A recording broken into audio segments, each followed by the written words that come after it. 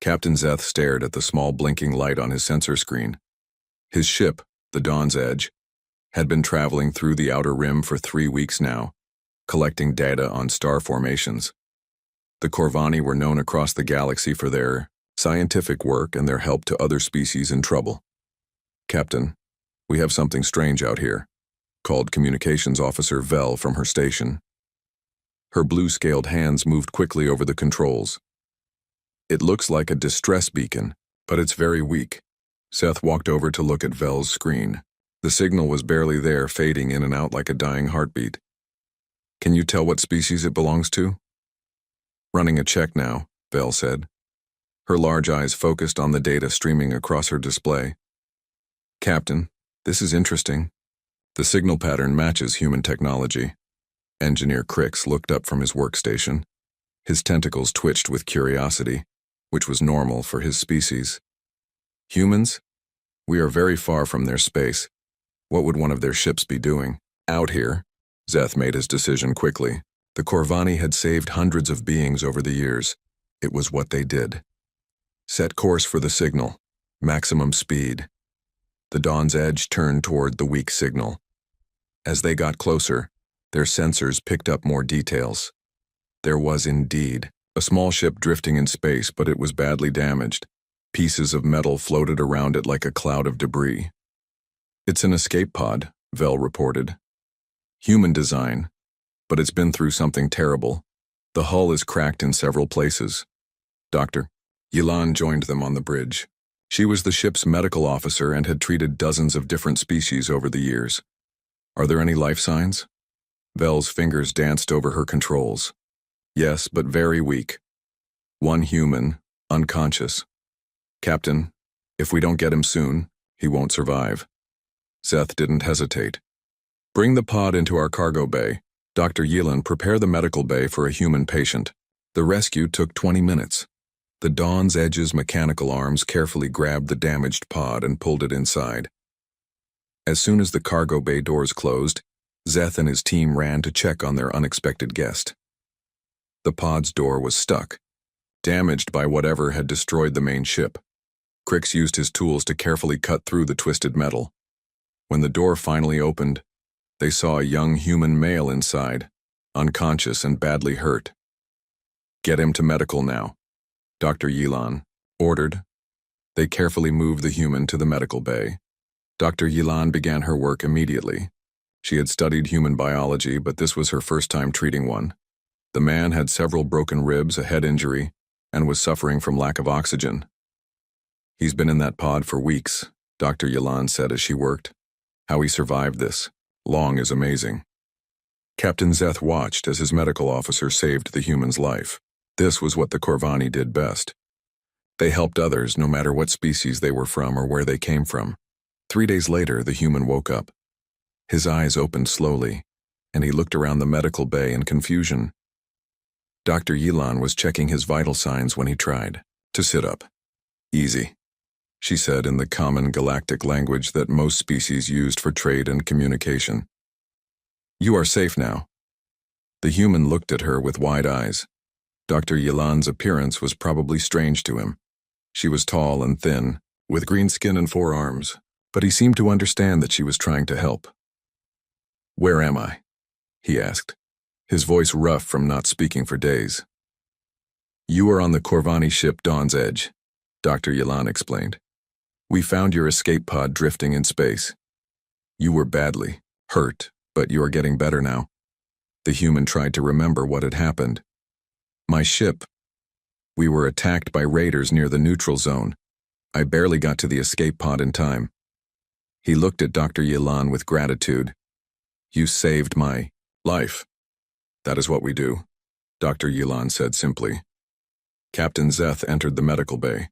The human looked nervous when he saw another alien, but Zeth's peaceful manner seemed to calm him. "I am Captain Zeth," he said. "What is your name?" "Lieutenant Jake Morrison, Earth Defense Force," the human replied.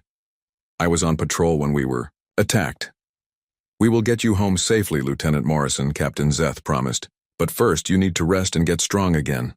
Over the next few days, Jake Morrison slowly recovered. The Corvani crew treated him with kindness and respect. Vel showed him how their communication systems worked. Crix explained their ship's engines. Dr. Yelan made sure he ate the right foods and took his medicine. Jake was amazed by how peaceful and helpful the Corvani were. He had heard of them before. Most species in the galaxy knew about their rescue missions and scientific work. But meeting them in person was different. They seemed to genuinely care about helping others, with no thought of reward or payment. "Why do you do this?" Jake asked Captain Zeth one day, as they sat in the ship's observation deck, looking out at the stars. "Do what?" Zeth replied. "Help strangers. Risk your lives to save people you don't even know." Zeth thought about this for a moment. Because it is right. Because every life has value. Because we believe that helping others makes the galaxy a better place for everyone. Jake nodded slowly. He was beginning to understand that the Corvani were truly good people, or good beings, rather. They had risked their own safety to save him, and they asked for nothing in return. What Jake didn't know was that his rescue would soon bring disaster to these kind beings. Hidden in his brain were computer implants that contained some of Earth's most secret military information, and his mother, Admiral Lisa Morrison, would do anything to get that information back safely, even if it meant declaring war on the very people who had saved her son's life. As the Dawn's Edge continued toward Corvani space, carrying Jake Morrison to what they thought would be safety, none of them knew that Earth's military was already preparing for the worst. The rescue that should have been celebrated would instead become the spark that lit a fire across the galaxy. 5 days after rescuing Jake Morrison, the Dawn's Edge finally reached a sector where their communication systems could connect with human space. Captain Zeth was looking forward to contacting Earth and arranging for Jake's safe return home. He expected thanks, maybe even a reward for saving one of their soldiers. He did not expect what happened next. Communications Officer Vel called out from her station, her voice tight with worry. "Captain, we're getting a priority message from human space. It's on all emergency channels." "Put it through," Zeth said, settling into his captain's chair. The main screen flickered to life, showing a stern-faced human woman in a military uniform covered with medals and rank insignia. Her eyes were cold and hard, and when she spoke, her voice carried the authority of someone used to being obeyed without question. "I am Admiral Lisa Morrison of the Earth Defense Force. You are currently holding Lieutenant Jake Morrison. You have exactly 72 hours to return him to human space, unharmed and with all his equipment intact. If you do not comply, Earth will consider this an act of war against humanity." The bridge fell silent. Captain Zeth stared at the screen in shock. This was not the response he had expected at all. "Admiral Morrison," Zeth said, trying to keep his voice calm and respectful. "I am Captain Zeth of the Corvani vessel Dawn's Edge. We rescued your son from a damaged escape pod. He was dying when we found him. We have treated him with the greatest care and respect." Admiral Morrison's expression did not change. "My son carries classified information vital to Earth's security. Every moment he remains in alien custody increases the risk of that information being compromised. I will say this once more: return him immediately." Jake Morrison appeared on the bridge at that moment, having heard the commotion. When he saw his mother on the screen, his face went pale. "Mom," he said, stepping into view of the camera. "Mom, it's me. I'm fine. These people saved my life. They've been nothing but kind to me." Admiral Morrison's hard expression softened slightly when she saw her son, but only for a moment. "Jake, are you injured? Have they done anything to you? Have they asked you any questions about your mission?" "No, Mom. They've just been helping me get better. They're good people. They don't deserve threats." But Admiral Morrison's face had already hardened again. "Son, you don't understand the situation. You carry information that could compromise Earth's defenses if it falls into the wrong hands. These aliens may seem friendly, but we cannot take that risk." Captain Zeth felt his heart sink. He had dealt with many species over the years, but he had never encountered such suspicion and hostility in response to a rescue. "Admiral, we have no interest in your military secrets. We are scientists and explorers. We simply want to return your son safely to you. Then you will do so within 72 hours, Admiral Morrison replied coldly. I am transmitting coordinates for a meeting point. Bring my son there, alone, and this incident will be forgotten. The transmission ended, leaving the bridge in uncomfortable silence. Elder Thane, the Dawn's Edge's senior diplomat, had been listening to the entire exchange. He was old even by Corvani standards, and had helped negotiate peace treaties between dozens of species. Captain, Elder Thane said slowly, I have never seen such an aggressive response to a rescue operation. Perhaps we should comply with their demands immediately. Captain Zeth checked his navigation charts. The coordinates they sent are 4 days away, even at maximum speed. We cannot possibly reach them in 72 hours. Jake Morrison looked sick. I'm sorry, he said to the Corvani crew. This is my fault. I never meant for this to happen. This is not your fault, Jake, Captain Zeth said firmly. You did nothing wrong. But even as he said it, Zeth was beginning to understand that the situation was far more serious than he had realized. Jake Morrison was not just any human soldier. He was the son of one of Earth's most powerful military leaders. And apparently, he carried information that Earth considered worth going to war over. Over the next day, the situation grew worse. Reports began coming in from across the galaxy about massive human fleet movements. 3 entire battle groups were moving toward Corvani space, their ships bristling with weapons that the peaceful Corvani had never seen before. Vel monitored the communications channels constantly, her usually calm demeanor cracking under the stress. Captain, the humans are talking to their allies. They're claiming we might be hostile agents trying to steal their military secrets.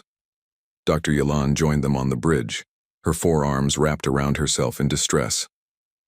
This makes no sense. We are healers. We are known throughout the galaxy for our medical assistance and rescue operations. Elder Thane shook his head sadly. Our reputation means nothing to them. To the humans, we are just another alien threat. They see enemies where we meant only friendship. Jake Morrison spent most of his time in his quarters tormented by guilt. When he did appear on the bridge, it was to plead with his mother during their daily communication sessions. Mom, please call off the fleets, Jake begged during one such call. These people are innocent. They saved my life when they could have just left me to die. Admiral Morrison's response was always the same. Son, you don't understand the bigger picture. Earth has enemies throughout the galaxy. If we show weakness now, if we let aliens take our soldiers without consequences, it will encourage others to try the same thing. We cannot appear weak. But they're not enemies, Jake protested. They're friends. They're the kind of people we should be allying with, not threatening. That decision is not yours to make, Admiral Morrison said coldly. You are a soldier, and you will follow orders. The security of Earth comes before personal feelings. Captain Zeth watched these exchanges with growing dread. He was beginning to realize that this was about much more than Jake Morrison, or even classified information. This was about human psychology, about fear and pride, and the need to appear strong in a dangerous galaxy. The Corvani had always believed that kindness and compassion were universal values. They had rescued members of dozens of species, and always been thanked for their efforts. But humans, it seemed, were different. To them, even kindness could be seen as a threat. As the 72-hour deadline approached, Captain Zeth faced an impossible choice. He could try to reach the meeting point, but he would be late and the humans might see that as defiance. He could surrender Jake Morrison to the nearest human patrol, but that might be seen as suspicious. Or he could try to explain the situation to human authorities, but they clearly were not interested in explanations. Engineer Crick summed up the situation perfectly during a crew meeting. We saved a life, he said, his tentacles drooping with sadness. We did what we always do. We helped someone in need. And now we are being treated as criminals. The deadline passed with the Dawn's Edge, still 2 days from human space. Captain. Zeth sent message after message, explaining their position, begging for more time, offering to provide any proof they needed that Jake Morrison was safe and unharmed. The human response came not in words but in actions. 3 massive warships appeared on their sensors, moving fast toward Corvani space. The ships were unlike anything in the Corvani database. Huge, heavily armed, and clearly built for one purpose: war. Jake Morrison stood on the bridge, watching the approaching ships on the main screen. Tears ran down his face as he realized what his rescue had cost these good people. "I'm sorry," he whispered. "I'm so sorry." The deadline had passed, and Admiral Lisa Morrison kept her word. 3 massive human warships dropped out of hyperspace directly above Corvaxis Prime, the peaceful homeworld of the Corvani. The ships were enormous, each one longer than the tallest building on the planet's surface. On the surface of Corvaxis Prime, millions of Corvani looked up at the sky in terror. They had never seen warships before, not like these. The human vessels were dark and angular, covered in weapons that the Corvani couldn't even identify. Energy readings from the ships were off the charts. Elder Council leader Vrain called an emergency session in the capital city. The council chamber, usually filled with calm discussion about scientific projects and humanitarian missions, now buzzed with panic and confusion. "How did this happen?" Elder Vrain asked, his old voice shaking. "We saved one of their people. We helped him. Why are they threatening us?" Elder Thane, who had been monitoring the situation from the Dawn's Edge, appeared on the chamber's communication screen. His usually calm face showed deep worry. "The humans believe we might have stolen military secrets from Lieutenant Morrison," Elder Thane explained. "They see our rescue as a potential threat to their security." "But that's impossible," Elder Kess protested from her seat. "We don't even have a military. We've never shown interest in weapons or warfare. Our entire culture is built around helping others." Above the planet, General Sam Rodriguez commanded the human fleet from his flagship. He was a career military officer who had spent his life fighting Earth's enemies across the galaxy. To him, the Corvani were just another potential threat that needed to be dealt with. "Open a channel to the planet's surface," he ordered his communications officer. The message was broadcast across Corvaxis Prime on all frequencies. General Rodriguez's face appeared on every screen, his expression hard and unforgiving. "I am General Rodriguez of the Earth Defense Force. You are currently holding Lieutenant Jake Morrison, son of Admiral Lisa Morrison. Our deadline has passed. You will immediately surrender Lieutenant Morrison and submit to a complete investigation of your facilities. You will also provide access to all your computer systems so we can verify that no classified information has been compromised." Elder Vrain tried to respond, his voice trembling. "General Rodriguez, we mean no harm. We are a peaceful people. We rescued Lieutenant Morrison because he was dying. We have no interest in your military secrets." "That is for us to determine," General Rodriguez replied coldly. "You have 1 hour to comply with our demands.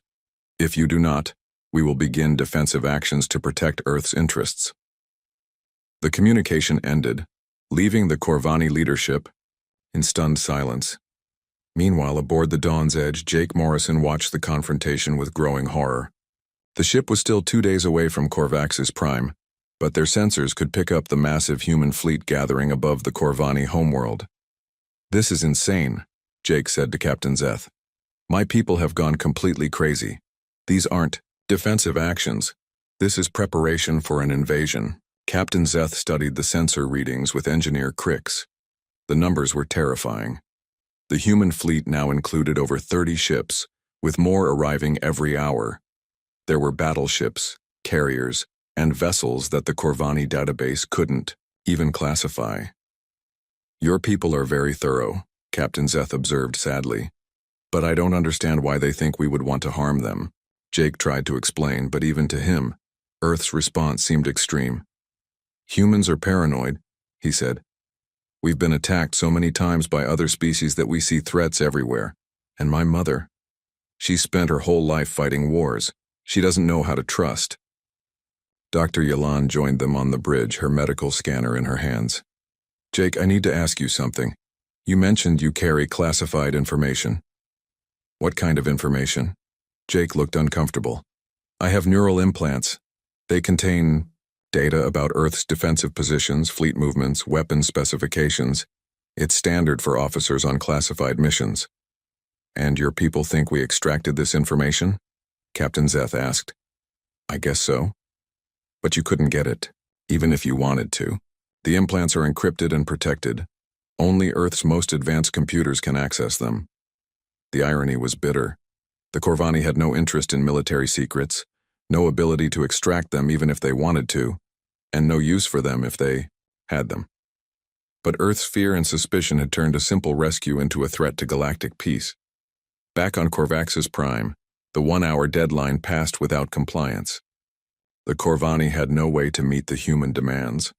Lieutenant Morrison was still days away, and they had no classified information to return because they had never tried to get it in the first place. General Rodriguez's response was swift and devastating. The human fleet began what they called defensive measures. Corvani orbital stations built over centuries for scientific research and communication were destroyed one by one. The destruction was precise and clinical. The humans weren't trying to kill civilians, but they were making their power very clear. Communication satellites that had connected Corvax's Prime to the rest of the galaxy were vaporized by beam weapons. Trade stations where the Corvani met with other species were blown apart by missiles. Scientific research platforms studying nearby stars were reduced to debris in minutes. The Corvani watched helplessly as their peaceful civilization's infrastructure was systematically destroyed. They had no weapons to fight back with, no military to defend themselves. All they could do was watch and hope that the humans would stop before the destruction reached their planet's surface. Elder Vrain made a desperate plea to the human fleet. Please, General Rodriguez, we are not your enemies. We have no weapons, no military, no desire for war. We are scientists and doctors and teachers. Why are you doing this to us? General Rodriguez's response was brutally honest. Because you have something that belongs to us and you refuse to give it back. Because Earth cannot afford to look weak in front of our enemies. And because we will not allow any alien species to threaten human security, no matter how peaceful they claim to be. The truth was clear now. This wasn't about Jake Morrison or classified information. This was about Earth's reputation in a dangerous galaxy. The humans believed that showing mercy or weakness would encourage their real enemies to attack them. So they had to be strong, even if it meant destroying innocent people. Jake Morrison made a desperate decision. Without telling anyone, he took control of a Corvani shuttle and launched toward the human fleet. His plan was simple: surrender himself directly to General Rodriguez and explain that the Corvani were innocent. But the plan failed immediately. Human fighters intercepted his shuttle within minutes. Following military protocol, they disabled his ship's engines and dragged him back to the flagship. Jake's attempt to save the Corvani had only proven to the humans that their prisoners couldn't be trusted. Aboard the flagship, Jake was reunited with his mother. Admiral Morrison had arrived to personally oversee the operation. The meeting between mother and son was tense and painful. Jake, thank God you're safe, Admiral Morrison said, embracing her son. What did they do to you? What did they ask you? Nothing, Mom, Jake protested. They saved my life. They treated me like a guest. They're good people, and you're destroying them for no reason. Admiral Morrison's face hardened. Son, this stopped being about your rescue the moment you went missing with classified information. Do you know what's happening out there? The Zephyrian Empire is watching. The hegemony is testing our borders. If we show weakness now, if we let aliens take our soldiers without consequences, how long before they decide to invade Earth itself? Jake realized with horror that his mother was right about one thing. This had become much bigger than his rescue. But her solution was creating more problems than it solved. Mom, these people aren't our enemies. But you're turning them into enemies. You're turning the whole galaxy against us. Admiral Morrison looked at her son with sadness.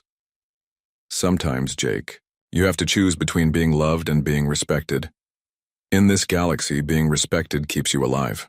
1 week after Jake Morrison's rescue, General Rodriguez's patience finally ran out completely.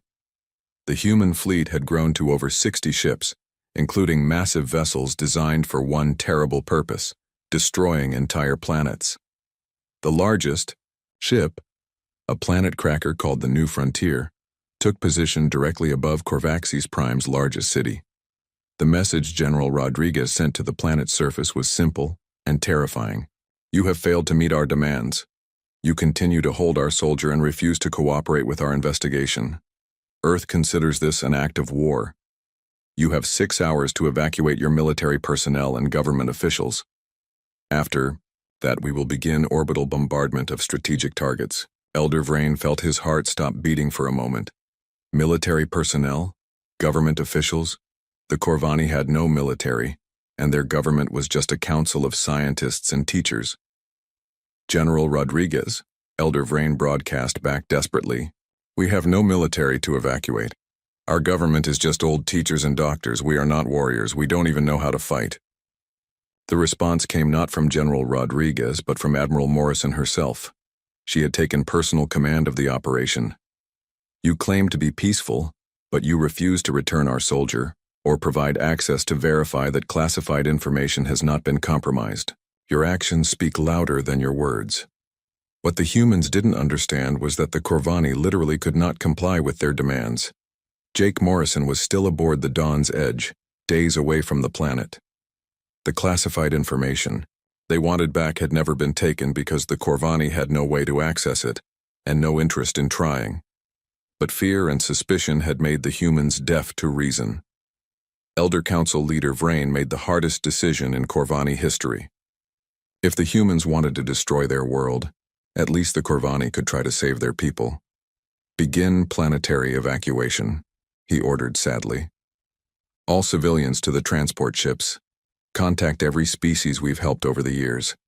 Ask them to take our refugees." The evacuation of Corvaxes Prime was chaos. Millions of Corvani had never expected to leave their peaceful world. They packed what they could carry and fled to massive transport ships that were never designed to carry so many people. But the evacuation ships were slow, and there were too many people to move. The Corvani knew they wouldn't be able to save everyone before the humans attacked. Captain Zeth, still aboard the Dawn's Edge, watched the evacuation begin through long-range sensors. His people were losing their homeworld because they had tried to save a human life. "This is my fault, Jake," Morrison said, staring at the screen showing refugee ships fleeing his homeworld. "All of this is happening because they saved me." "No," Captain Zeth replied firmly. "This is happening because your people chose fear over trust, because they chose violence over understanding." Dr. Yilan joined them, her medical bags packed. "Captain, I want to go to Corvaxes Prime. Our people will need medical help during the evacuation." Captain Zeth nodded. "We all go. Our place is with our people." The Dawn's Edge changed course for Corvaxes Prime, racing against time. But Jake Morrison made his own desperate plan. He contacted his mother directly, using the ship's communication system. "Mom, I'm coming home," he said when Admiral Morrison's face appeared on screen. "I'm taking a shuttle and flying directly to your flagship. Let me end this." "Absolutely not," Admiral Morrison replied. "You're not flying alone in an unmarked alien shuttle. Our ships might shoot you down by mistake." "Then call them off," Jake shouted. "Tell them I'm coming. Stop this war." "I can't do that, son. Too much has happened. The Corvani have shown they can't be trusted to return our people safely. They've had a week to comply with our demands and they've refused." Jake realized his mother was trapped by her own logic. She had made threats she felt she had to follow through on, even though the situation had spiraled completely out of control. The attack on Corvaxes Prime began exactly 6 hours after Admiral Morrison's warning. Human ships targeted what they thought were military installations, spaceports, communication centers, government buildings. But the Corvani had no military installations. The humans were destroying hospitals, schools, and research centers. The bombardment was precise and clinical. The humans were trying to force surrender, not commit genocide. But to the Corvani fleeing their homeworld, the distinction didn't matter. Their peaceful civilization was being destroyed by the very species they had tried to help. Captain Zeth's ship arrived in the middle of the attack. The Dawn's Edge was small compared to the massive, human warships, but Captain Zeth flew directly toward Admiral Morrison's flagship anyway. "This is Captain Zeth of the Dawn's Edge," he broadcast on all frequencies. "I have Lieutenant Jake Morrison aboard. I want to return him safely and end this conflict." The response came from General Rodriguez. "Captain Zeth, you are ordered to surrender your ship immediately. You and your crew will be taken into custody for interrogation." "We just want to return Jake Morrison and go home," Captain Zeth replied. "That option no longer exists," General Rodriguez said coldly. "You have harbored a human soldier for over a week. You have refused to comply with lawful demands. You will surrender or be destroyed." Jake Morrison pushed past Captain Zeth to the communication console. "General Rodriguez, this is Lieutenant Morrison. These people saved my life. They've treated me with nothing but kindness. I order you to stop this attack immediately." "You are not in a position to give orders, Lieutenant," General Rodriguez replied. "You are a prisoner who has been compromised by extended contact with alien forces. Report to our ship for debriefing and medical examination." The human fleet surrounded the Dawn's Edge. Captain Zeth found himself facing the same choice that had destroyed his homeworld: surrender to people who saw kindness as weakness or resist and be labeled an enemy. He chose surrender, hoping that Jake Morrison's testimony might still save some of his people. The boarding of the Dawn's Edge was swift and professional. Human Marines in battle armor secured the ship while Captain Zeth, his crew, and Jake Morrison were transported to Admiral Morrison's flagship. The reunion between Jake and his mother took place in a sterile interrogation room. Admiral Morrison embraced her son, checking him for injuries, asking him dozens of questions about his treatment. "They didn't hurt me, Mom," Jake said for the 100th time. "They saved my life. They're good people." "Son, you've been subjected to psychological manipulation for over a week. It's natural that you would develop sympathy for your captors. The medical team will help you understand what really happened." Jake realized with growing horror that his mother genuinely believed the Corvani had somehow brainwashed him. No amount of testimony would convince her otherwise. Meanwhile, Captain Zeth and his crew were separated and interrogated by human intelligence officers. The questions were always the same. What information did they extract from Lieutenant Morrison? How did they access his neural implants? Which government sent them to capture human soldiers? "We are explorers and healers," Captain Zeth said patiently over and over. "We have no interest in your wars or your secrets. We helped Jake Morrison because he was dying." The interrogators didn't believe him. To them, no one rescued strangers without an ulterior motive. The idea of pure altruism was foreign to their military mindset. The interrogation of Dr. Yalan was particularly painful to watch. The gentle healer was accused of conducting experiments on Jake Morrison, of using medical procedures to extract information from his brain. Her protests that she had only tried to save his life fell on deaf ears. As the interrogations continued, reports came in from across the galaxy. The attack on Corvaxis Prime had triggered reactions from dozens of species. The Venturi Collective, longtime allies of Earth, had condemned the assault as excessive and unjustified. The militaristic hegemony had begun moving ships toward human borders, claiming they needed to protect innocent species from human aggression. Most disturbing of all, 3 species that had been negotiating trade agreements with Earth had suddenly broken off talks and formed a defensive alliance with each other. Earth's show of strength was backfiring, creating exactly the kind of coalition of enemies that Admiral Morrison had feared. Jake Morrison, watching the reports from his quarters aboard the flagship, realized that his rescue had triggered something much worse than a war between Earth and the Corvani. It had started a galactic crisis that would affect every species in known space. The irony was bitter and complete. Admiral Morrison had destroyed the Corvani to show strength and prevent Earth's enemies from seeing weakness, but her actions had created new enemies and lost old allies. Earth was now more isolated and vulnerable than it had been before Jake Morrison was ever rescued. The war that followed was unlike anything the galaxy had seen before. It lasted only 3 months, but the destruction was complete and devastating. Earth's military might was overwhelming, but the cost of victory was higher than anyone could have imagined. The Corvani, despite their peaceful nature, fought back with surprising intelligence and determination. They couldn't match human firepower, but they knew their own space better than any invader. They converted civilian ships into decoys, led human forces into asteroid fields and sensor dead zones, and managed to evacuate nearly 4 million of their people before their homeworld finally fell. Captain Zeth never lived to see the end of the war. He died in human custody 3 weeks after his capture, not from torture or execution, but from something the humans hadn't expected: complete despair. The peaceful explorer simply could not survive in a universe where kindness was punished with destruction. His death became a rallying cry for the surviving Corvani. For the first time in their species' history, they abandoned their pacifist beliefs and began developing weapons. Their first warship was called Zeth's Revenge, and it was followed by dozens more with names like Price of Mercy and Never Again. Jake Morrison survived the war, but he was never the same.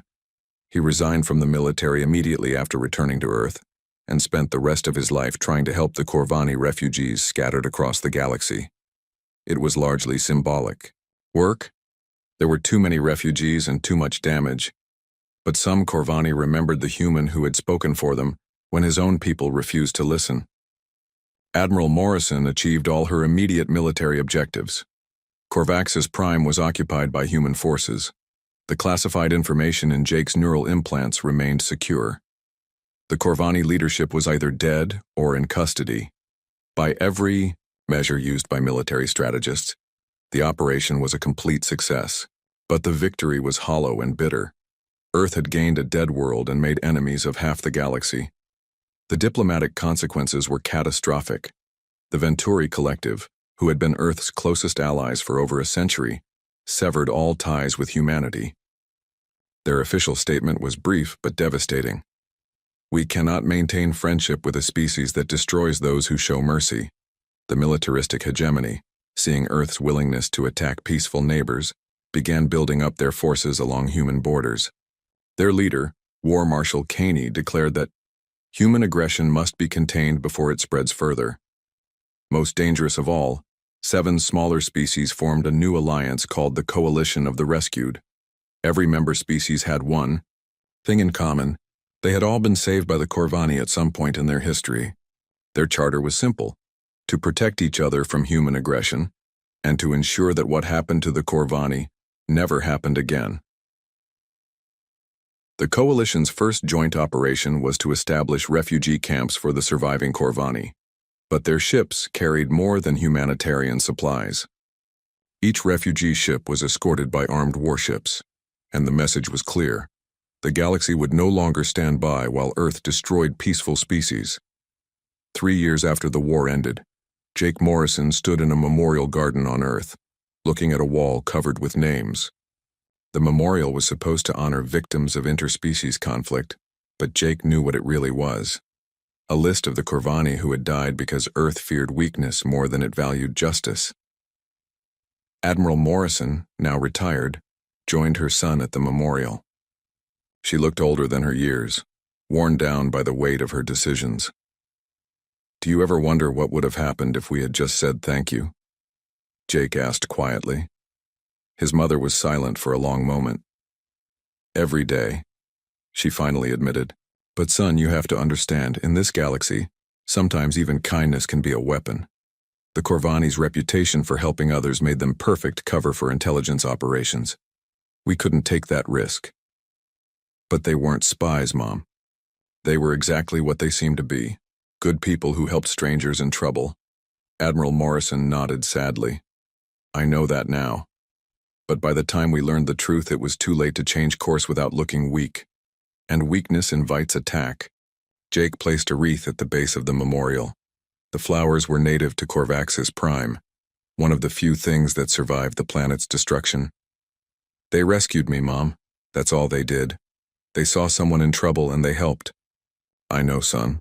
But in this galaxy, sometimes even rescue can be seen as an act of war." The irony of Admiral Morrison's words was proven just weeks later.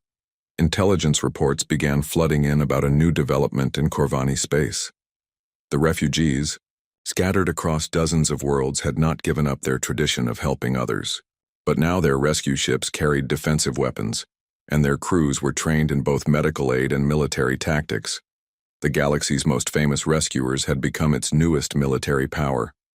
Their ships bore the same names as before: Dawn's Edge, Mercy's Hand, Helping Star. But now those names struck fear into the hearts of Earth's enemies. The Corvani had learned that in a universe full of predators, even angels needed claws. The transformation was complete 5 years after Jake Morrison's rescue. A human cargo ship was attacked by pirates near the Outer Rim, the same area where Jake's adventure had begun. The ship's distress call was answered by a Corvani vessel, the New Dawn, commanded by someone who had once served under Captain Zeth. The Corvani ship drove off the pirates and rescued the human crew. But when the humans thanked their rescuers, the Corvani captain's response was cold and professional. "We help all who need aid," the captain said. "But understand this: any attempt to board our ship, any request for extended assistance, any deviation from immediate medical care will be considered an act of hostility. We learned from our last encounter with humanity that rescue can be mistaken for capture." The rescued humans were returned safely to the nearest space station. But they reported something that sent chills through Earth's military leadership. The Corvani ship that had saved them was armed with weapons more advanced than anything in Earth's fleet. The species that had once relied entirely on the goodwill of others for protection now had the power to enforce their compassion. They still rescued people in trouble, but now they did it from a position of strength that no one dared challenge. Earth had succeeded in teaching the Corvani an important lesson about survival in a hostile galaxy. Unfortunately, it was a lesson that made the galaxy more dangerous for everyone, especially for Earth itself. Admiral Morrison, reading the intelligence reports in her retirement home, realized the final bitter truth of her victory. She had destroyed the Corvani to prevent them from being a threat to Earth. But in destroying them, she had created something far more dangerous: a military power driven by righteous anger and protected by the sympathy of half the galaxy. The last entry in her personal journal was simple and heartbreaking. "We rescued Jake from the Corvani rescue ship. We should have just said thank you." In the end, the rescue of Jake Morrison became a cautionary tale told across the galaxy. It was a story about how fear and suspicion could turn friends into enemies, how military thinking could escalate simple problems into galactic disasters, and how the desire to appear strong could make you weaker than ever before. But mostly, it was a story about the price of kindness in a universe where even mercy could be seen as a threat. The Corvani had learned that lesson well, and they would never forget it. Neither would the galaxy, which was now a more dangerous place for everyone, especially for the species that had taught them that even angels needed to carry swords.